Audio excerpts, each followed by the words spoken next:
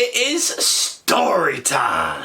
It's your boy, Nerdy White Guy. Nerdy White Guy. Put you in a motherfucking coffin, my guy. He's so dope. Nerdy White Guy. Nerdy White Guy. My prayers got answered, dude. this white dude. Nerdy White Guy. Nerdy White Guy. We're gonna get this shit started, though. Nerdy gang. What is going down, everybody? So before we get started, please guys, if you guys are new to this channel, please smash that subscribe button, smash the like button, comment, share, all that shit.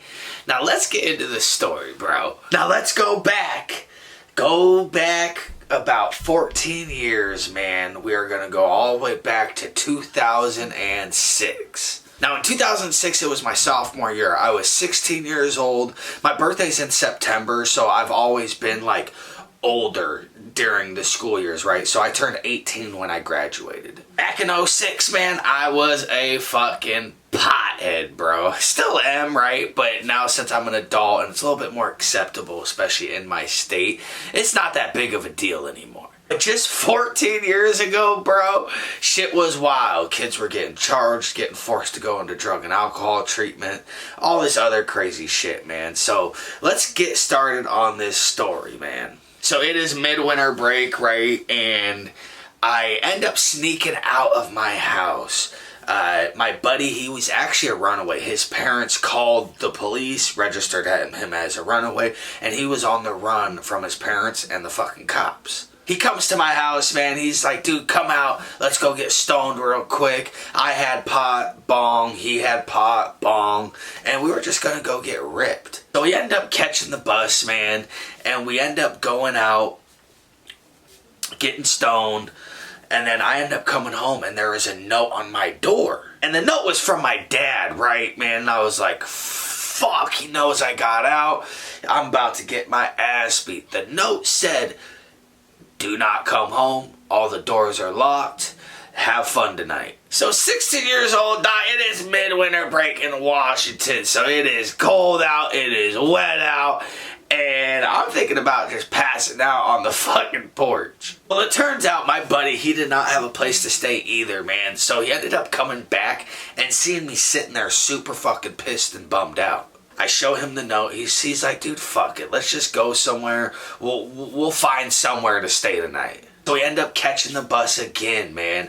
And we end up going past the high school and we're like, oh, we know how to get into that motherfucker, right? So it was probably 11:30, 12 o'clock at night.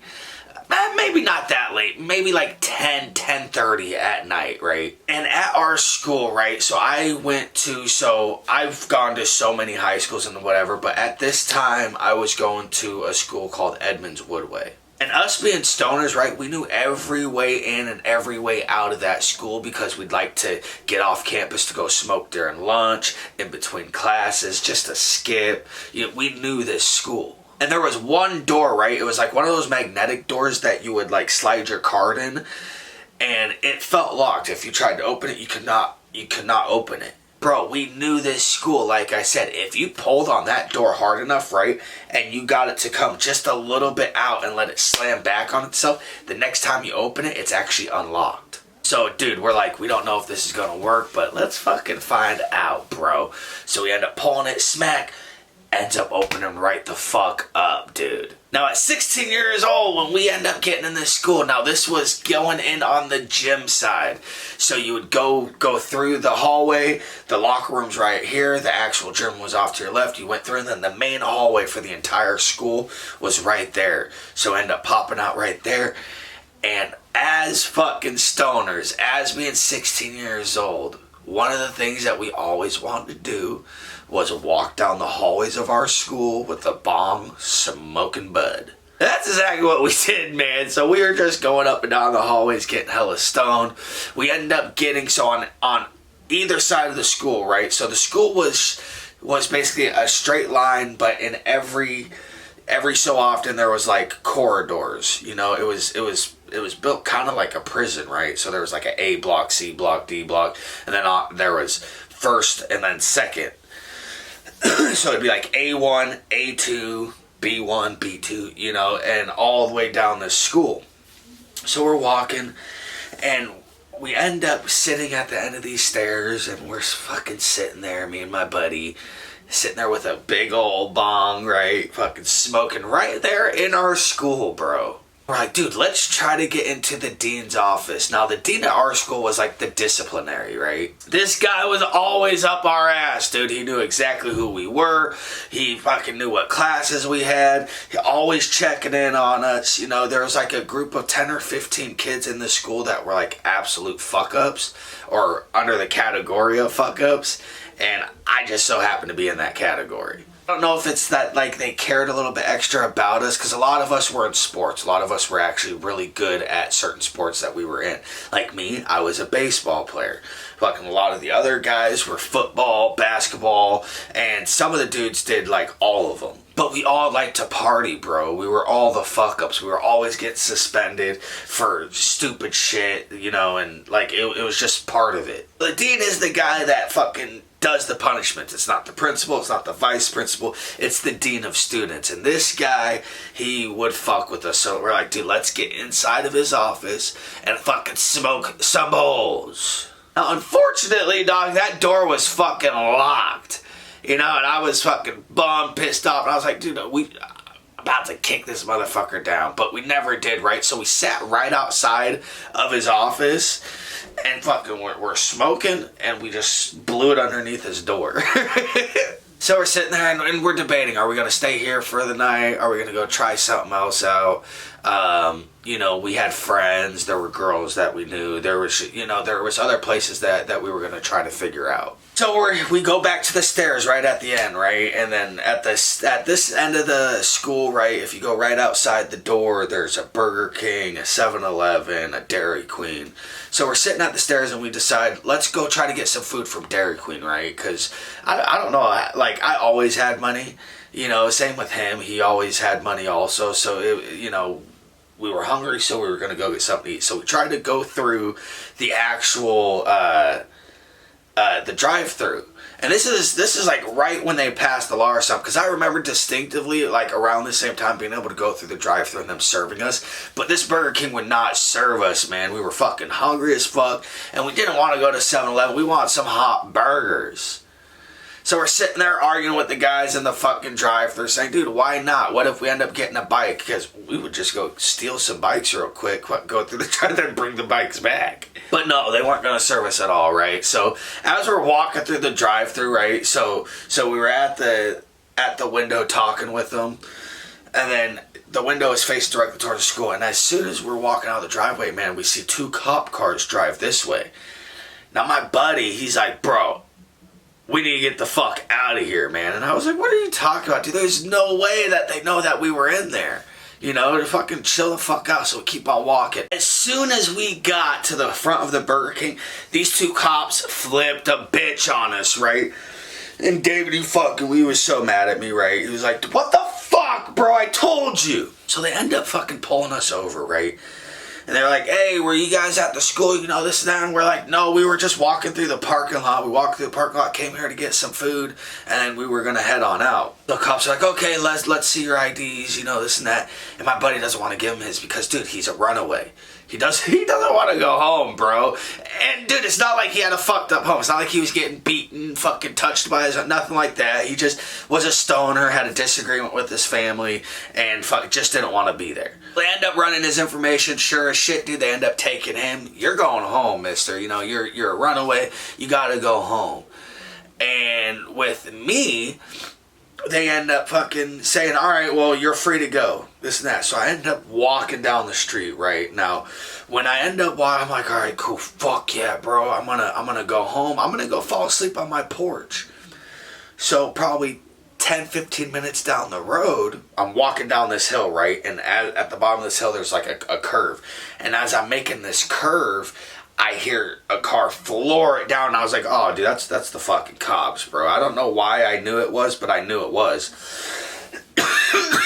Me, I'm about to take off running. As soon as I'm fucking even have the thought of running, I hear, freeze! Don't make me sick the dog on you! And I hear the dog bark. I'm like, fuck that. I stop in my tracks, fucking put my hands up. They fucking instruct me, fucking they end up cuffing me. putting me in the back of the car, and then taking me back to Burger King. Now at Burger King, remember, we were inside the school, man, so at Burger King there is a lady there, a janitor, and apparently she fucking saw us, dude. So, you know how when they fucking have people identify you, right? They pull you out of the car, they shine the light in your face so you can't see the person identifying you, but they can see you. That's what they did with me, but I could hear her. And they were like, hey, is that him? And she said, I think so. And I was like, she thinks so?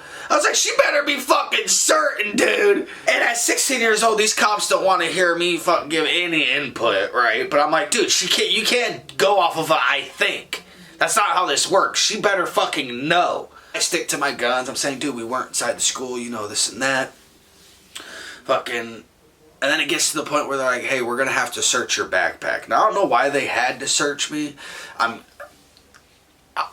don't know why, right? So they end up fucking taking my backpack out. They knew it was in there because I ended up telling them, I'm like, well, you're going to find a bong and you're going to find some weed. And they're like, oh, okay, well, this is a perfect time to train one of our canines then, right? So I end up having to sit there wait for the fucking canine unit. A brand new puppy dog, right, man? His name was like Jax or something, right? Cute as fuck, dude. But I didn't like him at the time. I wanted to fucking kick him because he's about to fucking just kind of bust me out, even though I'm already busted. Ends up giving the signal, obviously. They end up pulling the fucking bong out. He's like, oh, yeah. And he didn't even know how the fucking stem went into the bong, right? He was trying to figure out how it went in, so he just, like, stuck it into the top. Down my ganja. I was super bummed about that, man. I was like, fuck, now I gotta go buy some more weed, man. And the cops also found the note that my dad left me. Now, keep in mind, this note was not the nicest. And if you were an outsider reading this, you would think my dad was kind of a piece of shit. But people from the outside, they don't understand. My dad is actually a really good, awesome guy. But this night, he just fucking had enough of my shit. I ended up calling my dad to come pick me up because basically I was just going to get a court date. They were going to send me off, you know, this and that. So they end up fucking pulling up. My dad pulls up, fucking pissed as fuck. And the cops are like, okay, so here's what's going on with your son. He ended up getting caught with some pot. Apparently they were into the school, and I was like, you guys can't prove that, you know, like, fucking, I wasn't in there, you know, but I was in there. The cop ends up fucking bringing the letter out and saying, you cannot do this to your son. This is illegal. You cannot just kick your son out on the streets. That's not how it works, you know, and fucking my dad's like, okay, fuck it, you basically took that tongue lasher from the cops. They said, so what do you want to do? And he's like, keep him. Fucking keep him. And I was like, what? Sitting in the back of the cop car, what the fuck? Keep me? I don't even know where the fuck I'm going, bro. Oh my God. I cannot believe he just fucking said that, right? And dog, they fucking listened to him. They kept my ass. I was in there the first time I ever went in, dog. This was the first time, dude. I was in there, I want to say, for about 10 days. And it was all fucking super bullshit, right? So I ended up getting like a minor possession charge.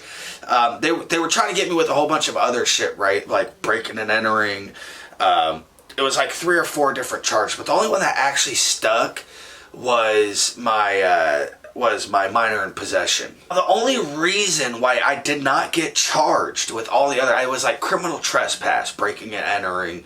It was a whole bunch that had to do with the school, was because the dean of students had our back, actually, bro. I would have never thought in a million years that this guy would ever have my back, ever fucking even acknowledge that I was basically a human. This was the type of dean that did not put up with no shit, and he was, you know, he was fucking a hard ass. This guy went to court and straight up told the judge, he was like, well, technically they didn't break anything.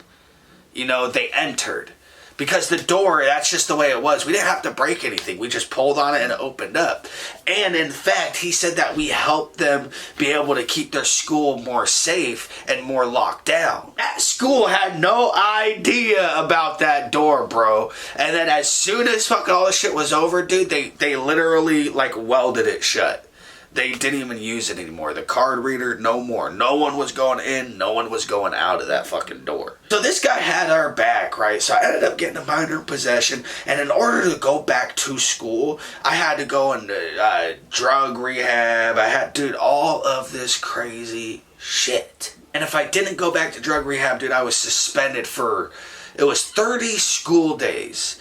That's school days, so breaks don't count, weekends don't count. So, you know, just do the math. Dude, it ends up being like, for most of the year, it ends up being like 2 to 3 months instead of 30 days. A 30-day suspension is basically like a death sentence for the year, right? So I couldn't take that. My dad wasn't going to let me be out of school for that long, and it was a fucking mess. Now, me and my buddy, man, we're still cool to this day, and we will bring up this story probably till the day that we die, right? This story actually turned us into fucking like school legends, because we had to go to court facing the school, and for what it was for, dude, we were getting high inside of the school, and it was one of those things where as soon as they knew that we were inside the school and we ended up getting off, dude, we could just tell everybody. We could be like, dude, yeah, we were in here, we smoked bud, and we blew smoke underneath the dean's motherfucking door, bro!